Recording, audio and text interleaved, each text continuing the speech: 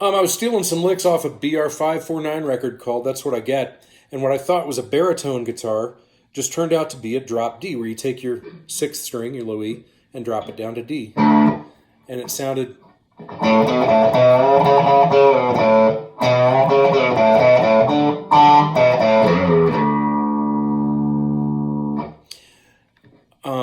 I recommend you use a 25.5-inch scale guitar and a single coil pickup at the bridge and dial it up kind of bright, and that'll give you that sound. And if you use the whammy bar on the D, you can really drop it down. So I hope you have locking tuners.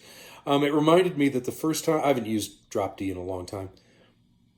The first time I did was on a Brian Setzer VHS instructional video. That's how old that was. Where he's showing one of the ways he plays Rock This Town. I hope this isn't too sour. It's like that's okay. And then he's chugging along something like... on a Gretsch, it sounds really good. Because those are 25.5 as well. And when you're doing that, if you grab this grip for your D chord, you've got choices. You can either include the sixth string because it's now the top note of your chord, or you can omit it. And if you hit it while you're playing the chord, it's like kind of tubby and deep. Sounds pretty cool if you want to go that way. Or you can just skip it and it sounds like the A chord you've been playing.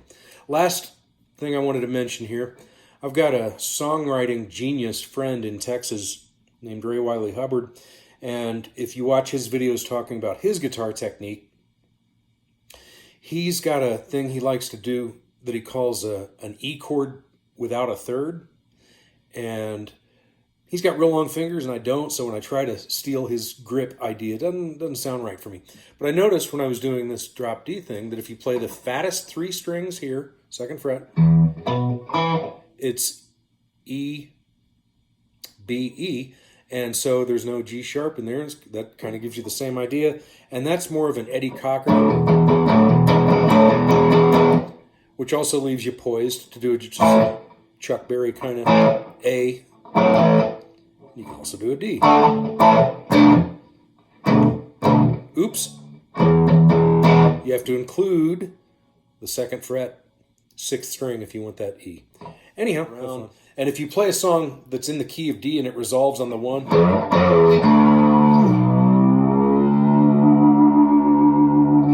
have fun.